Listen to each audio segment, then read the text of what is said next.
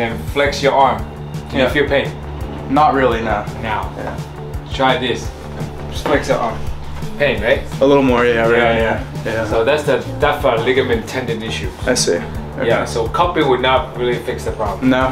What would you recommend? I would say do the acupuncture because this is a ligament tendon issue, and cupping would not make it. I see. Besides that, you have to do other stuff, not just the acupuncture. Like what? I will show it to you. Alright. I'll show you. You have to go home and do some homework. Sure. Yeah. And you have to do that while you're resting. Otherwise, if it's not 100%, the minute you go back, you gotta pull it again. I see. Hey, so RP Rock here. Today's a big recovery day. I had a recent tendon injury when I was close grip benching. I'll put it on the screen right now. But basically, I want to play it extra safe, so I'm doing recovery. I haven't worked out for the last 2 days. I'm doing some cupping and some acupuncture today to kind of target the area here. Right now, you can see there's a little inflammation here in this arm. Compared to this one, there's a little more water retention right here. So we're gonna do that, and we're gonna eat good, and hopefully it goes well.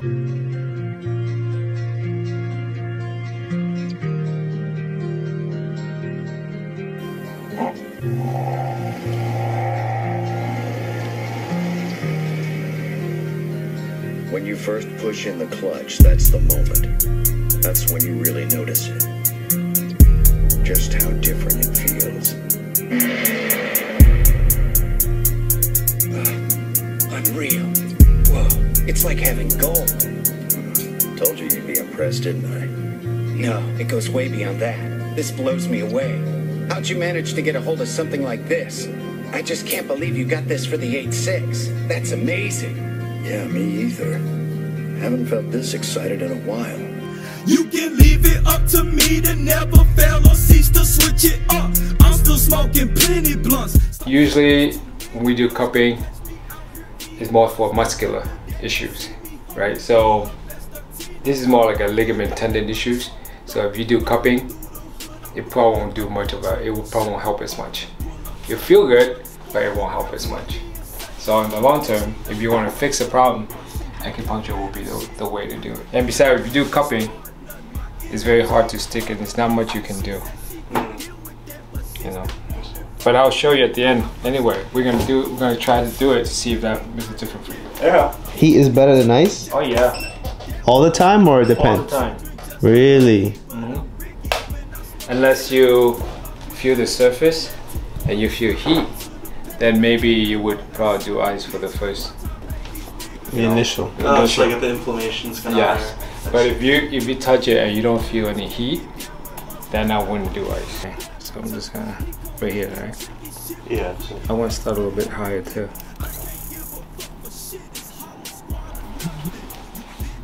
So what's the purpose of kind of doing to the legs as well?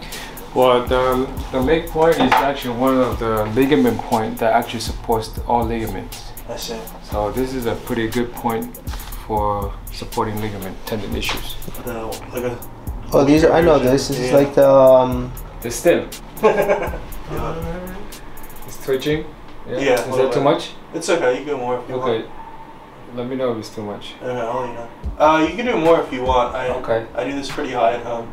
Well, I want you to be comfortable because I don't want to overstimulate it as well. I see. Yeah, you got to be comfortable because you might be able to take the pressure, but too much is not good. This is probably a scary sight for you to see right now, but we're working. But it's all made of herbs.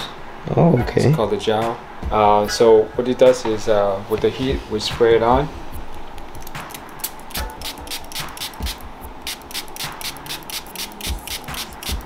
And then just leave it. So what I want you to do at home is I'm gonna give you one of these stick, and then you can get the gel, and then do this at home. Okay. How long have you been doing this work? 18 years. 18 years? Yeah. Grew up in the business. Your family? Yeah. Oh, really? Yeah. I started helping my dad when I was 15. 15? Yeah. You born here or elsewhere? I was born in Vietnam, but I came here when I was 8. If you would have gone to, you know, the doctor, they'll probably give you a painkiller, right? Yeah. Just like ibuprofen, and they tell you to rest. Yeah. Rest is not the key. That's what I always say. Well, maybe some rest, but not 100% rest. If your car break down, right? Yeah. You gotta park in the garage and rest, right? No. When you take it out, what have you? Still broken. Yeah. So you have to take it to the mechanic, let him rest, and he's gonna fix it with your engine. Yeah. Or whatever you need to update. 你说中文吗？可以啊。我说一点。哦，不错不错。在高中和大学学了。Wow. She shocked me, man. He shocked me all this time. He never said anything. You don't think they say bad things about you. That's why I didn't say anything. I wanted to listen first. No, that's cool. I do the same. Trust me. I'm from Vietnam, but I speak Chinese. Yeah, so I lived in China for about 4 months. I took the language Chinese for almost 8 years, actually a little more than 8 years. And while I was in China, actually I was in Shanghai, and I competed in a powerlifting competition. It was my first full meet, and it was against like literally only Chinese grad school students. Like none of them really spoke any English. None of the judges spoke English, and I was just out here competing. Yeah, I did pretty decent, honestly. I think I got first in my weight class, which was they did the weight classes different there. I was like super heavyweight for Chinese was 90 kg plus, which is like really not that much weight, but like they're a little bit shorter over there, so it kind of makes sense. But it was an awesome meet, and it was cool to see kind of like that. It's very much a Western sport, powerlifting, kind of migrating over to the East. And what was your name again? He Xiaowei. What does it mean? It means something honorable little jade, basically. More or less, yeah. So I am your honorable little jade. I did 200 days straight on Duolingo. I can't speak it. No. But I translate the whole sentences. I know exactly what they were saying. But when it comes to speaking, I can't do it. Did you get me showing off my Chinese skills? Yes, I did actually. Perfect. The bulk's going pretty well. I made my recent shake video. I'm going to try to have that a little more often. What is the weight class you're trying to fill out? 125 kg, which is 276 pounds. I'm not going to get there. But if I think I get 260. Like literally my coach Carmine gave me clearance to have like pizza and ice cream every day if that's what it takes. What are you weighing right now? 245, bro. It's a long road. So you're gonna put on 30 pounds in a week? I could do it, bro. It's not most of it's not me muscle, but I think it will kind of help for my confidence, especially for bench. So we'll see. So what it's doing, it's like drawing out the kind of old blood and kind of bringing the new blood, right? Basically. Well, technically, you should try to bring anything that's been stagnant underneath to the surface. I see. Yeah, you can't really draw any old blood out unless you do wet cupping. I see. So what's kind of coming to the surface then? If you have any kind of stagnation underneath that's been stuck, and sometimes when there's blood that's been stuck underneath, it causes pain as well. Oh, okay. So if you do cupping, if you have anything that's coming up, this will be more purplish. I'm sure you see if I'm pushing down, right? Yeah. How deep can I go? It's a lot of glute. But how deep can I go? What do you think? I think that's 5 inch? I don't know. No, not even. Not even. Okay. How deep can I go? If you look at it, how deep can I go? probably like 2 inches. Not even. Oh. But I'm just pushing. It's like I'm pushing a water balloon. It's like a water balloon. Yeah. But you're not really doing anything. You can't even, you know. But you see his muscle here? You could put like a 4-inch needle in. Think of a glute as a piece of cake, right? How you get to the middle of the piece of cake. Got it. So what is the needle doing when it's inside? It try to hit the nerves, hit the side of the nerve, and also hit the marine channel. Well, I'm competing in 8 weeks, so hopefully it's under 8. if you, it depends how bad you injured it. Yeah. It could be a month, it could be 2 months, it could be 6 months. I see. You could do it once a week or twice a week. Ooh, nice. It cracked? Good. That's my wrist, yeah. My wrist. Oh.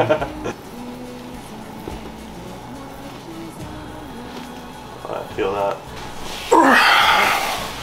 Rise and shine. Feeling pretty good. This area has been touched quite a bit today, and I like it. So we're gonna get the jow, figure out what my homework is in terms of what I have to do every week, every day, and hopefully get this rehab as much as possible. I am gonna start training again next week. Me very light deload. The following week is the start of my last block before the meet. So even though I would like to recover this as much as possible, I also have to be ready as much as possible. So we're gonna make it happen.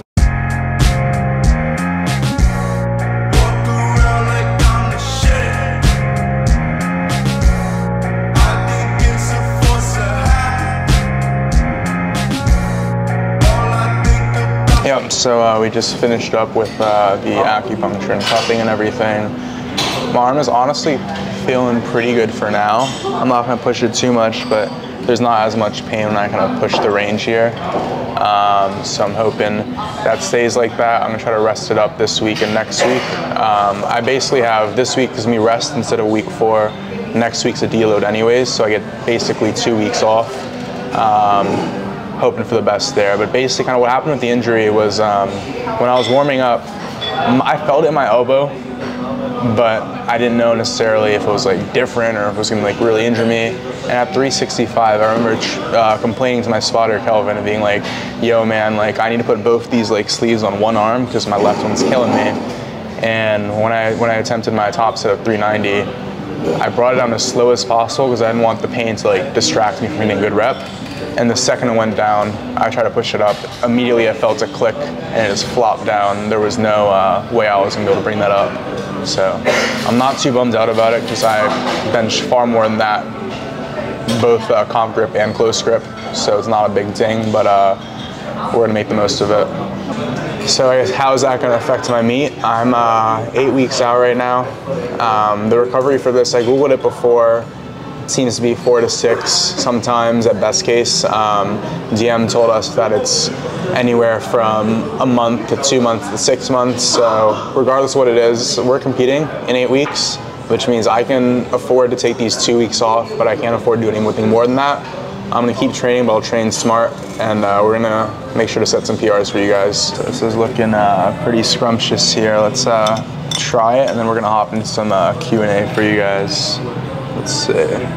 First taste. Excited. It's a healthy piece right here. Hot. It's hot. Hang on.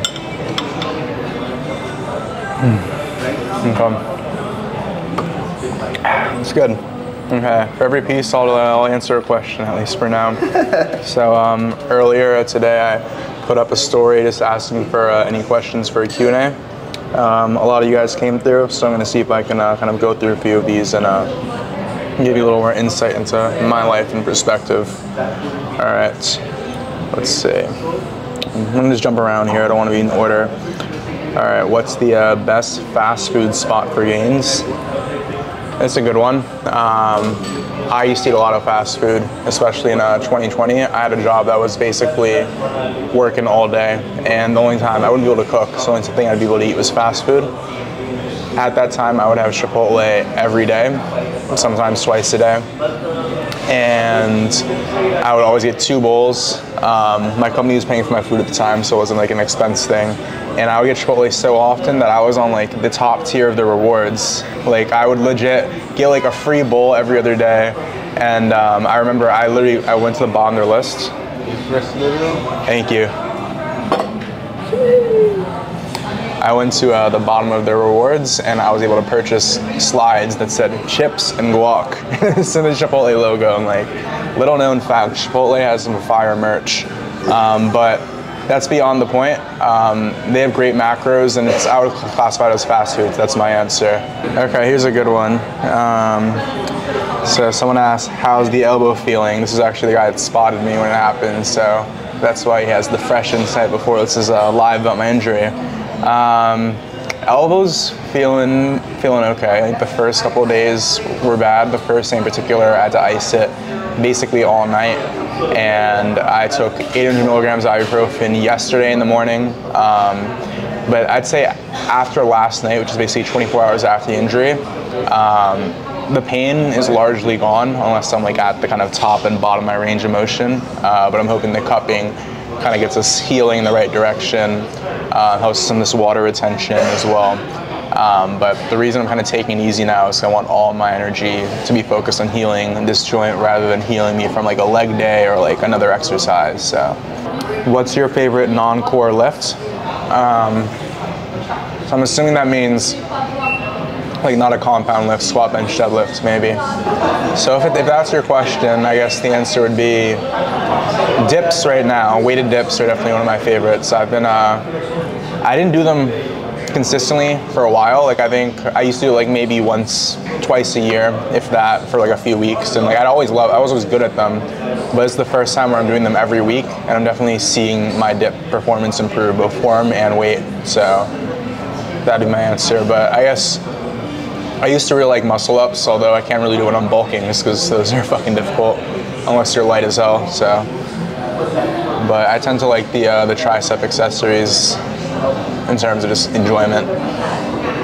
I've been told that I hold chopsticks a very unconventional way. I feel false.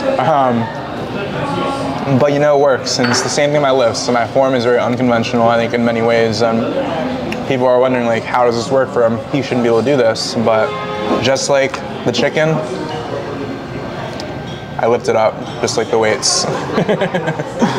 So, how do you deal with calluses and ripped hands? Unfortunately, I actually have a lot of experience with this. I think since switching to hook grip, let me start from the beginning. So, when I first started deadlifting, I used mixed grip. And I'm sure a lot of you guys can relate to this. When you do mixed grip, a lot of these outer fingers rip often. I think the callus here, the callus here, and the callus here will often rip. Once you switch to hook, you don't really get those tears as often, but you get a lot of tears kind of your inner thumb. So that's an issue I've had to deal with a lot. And it can affect your performance, because if your thumb is ripping during your lift, it's going to cause the bar to roll and there's going to be downward motion there. So I try to be mindful of it. I think there's a lot to be said about just training your hook grip more often. I think the more often you do it, the thicker that skin builds up, and you're going to be able to like not have it tear as often. That being said, sometimes it will happen where you're on meet day and you know your skin's going to tear. In that case, I think just kind of filing it down is something I've recently started doing, where you just take a nail file and you just file it down, which is not bumpy at all. Even if the skin's soft and thin, that's a lot better than it being hard and like thick and bumpy, because it's just going to be tearing if it's bumpy. Some people also, if you have longer thumbs, I don't, but I know Bob was telling me this, he'll grip a little bit lower on his thumb because he has longer thumbs anyways, and that's going to make it not sit so tightly kind of in your thumb joint there. Sadly, I was born with very short, fat fingers for my size. I have very fat thumbs, as you can see. All my digits are pretty fat and thick, but so there's not much I can do with my hook grip other than just hope it doesn't tear. But yeah, we've been making good progress there. So, all right, last piece, which means the meal's about halfway done. Let me eat this, or let me ask this question, and then I'll eat this. Let's see. What's the most disgusting thing you've ever eaten for gains? Well, definitely not this. This is fantastic. But let's see. I've chugged liquid egg whites. Not that disgusting. I used to put on my close friends list on my story every week. It just pissed everyone off. But one time, I've mentioned some other video recently, I put ground beef, like cooked ground beef. It was in my fridge. I was making a shake, and I was like, I don't know what to do with this ground beef. I don't really like ground beef like that, and it's a little dry. Fuck it, let me toss it in the shake. So I put up like half the shake, which is straight up ground beef, and it absolutely dominated the taste. It was horrible. I was like gagging, but I finished that. So I've done that before. I've never done the raw eggs before, but I've chugged copious amounts of milk before, like whole milk. Like I used to do 24 ounces twice a day of whole milk, just like a blender bottle size of whole milk. Let's see, another one. I used to, my freshman and sophomore year of college, after I finished my lunch and my dinner, I'd always finish it off with like a piece of the cafeteria pizza with 2 or 3 burgers, just patties on top of it, and I would just eat that. I don't have like my friend's girlfriend like call me a bitch and say I'm small. That way I'd be motivated to eat more. So, a lot of weird stories there, but I think we'll say the ground beef and the smoothie is the worst. What we do? I'm gonna lift it up. Show you. Little action shot there. All right, let's try this out.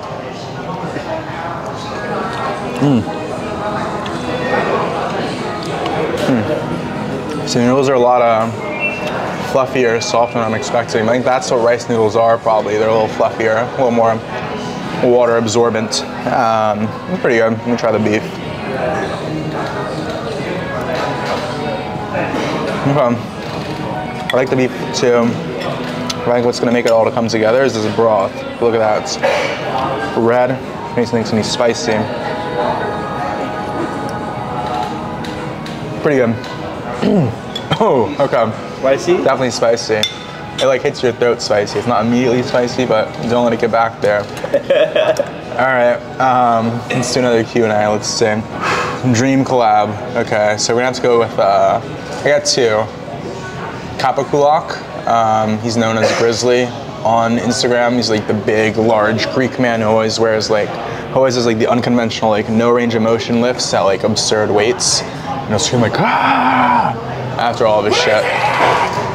Definitely love his personality, and even though we would not be able to connect on the language level because he doesn't speak English, I think we'd connect on like a deep primal level. So I'd love to meet him one day. I know he does collabs. He collabs with Panache, the French powerlifter who's like 60 kilograms recently. So Grizzly, if you're hearing this, and if someone's translating it to Greek for you, I want you. Is there a reason you put more than 5 grams of creatine in the rock shake? So if you guys have taken creatine before, which I assume a lot of you have, you probably know that on the bottle it always says you have like a loading phase and then like just the phase after. And you're supposed to, you're supposed to take 10 grams per day on the loading phase, which is like kind of 2 scoops usually for like a week. And then after that, you can just take 1 scoop indefinitely. So it's just like 5 grams per day every morning, most people do. Now I started doing that at the beginning, but then somehow I found myself just regularly taking 2 scoops maybe instead of 1. And then I heard at Elite, it was Bob or someone else, I think it was Bob actually, saying that he took more than 5. I think he said he took 10 per day. Correct me if I'm wrong. But because of that, I was like, fuck it, well, Bob's taking 10, I'm gonna take 15 because I need to catch up. So I've been taking 15 grams of creatine every day, which is kind of 3 spoonfuls. I'm pretty heavy-handed with my spoons too, so it's likely more than that. But it works for me. I like the feeling of like water retention, muscle fullness, so that works for now. I did have my physical recently, and taking a lot of creatine, it does elevate your creatinine levels. All you pre-med people should know that. So like very high levels, it could fuck up your kidneys, I think what it is, but as long as you're not taking like 100 per day, you'll be fine. So I'm not a doctor, so don't take this as medical advice, but if you also take 15 grams of creatine per day, you'll be fine. Someone dies like tomorrow. Let's see. Creatine challenge. Speaking of powders, and totally not a question, I used to snort my pre-workout, fun fact. I've done that too. Yeah, I did it for like a solid month where I was convinced if I like were to just snort just like a hair of it and then take the rest orally, the pump would hit me like sooner, which is like complete bullshit and just bro science, but I mean, that's the type of person I was in college, so. You're telling me you sniffed pre-workout for a month straight? For a month straight, yeah. It was bad for my nostrils. Nothing else, believe it or not, just pre-workout. That's all I would snort, so. Let's see. I've actually only snorted pre-workout once. I wouldn't recommend it. Speaking of pre-workouts, fucking love Mesomorph, like the OG Mesomorph. It had a... Remember Jack 3D? I never tried Jack 3D, sadly. But I remember my boy put me onto Mesomorph, and that was when it still had the DMAA in it. All US APL boys can't relate. But DMAA like basically constricts your blood vessels like ever so slightly, and what it does is it fucking skyrockets your focus, and like you're really able to get after in your workouts. And also it's a slight mood enhancer too. But you're like clinically depressed afterwards. maybe. It never happened to me. Luckily, I don't think I'm super prone to that type of stuff, but then again, I'm not a doctor. I'm not recommending it, and now it definitely is banned, so definitely don't take it now. But if you get mesomorph now, or mesomorph, it's not gonna have DMA in it, but the OG formula hit different. How many hours do you sleep a night?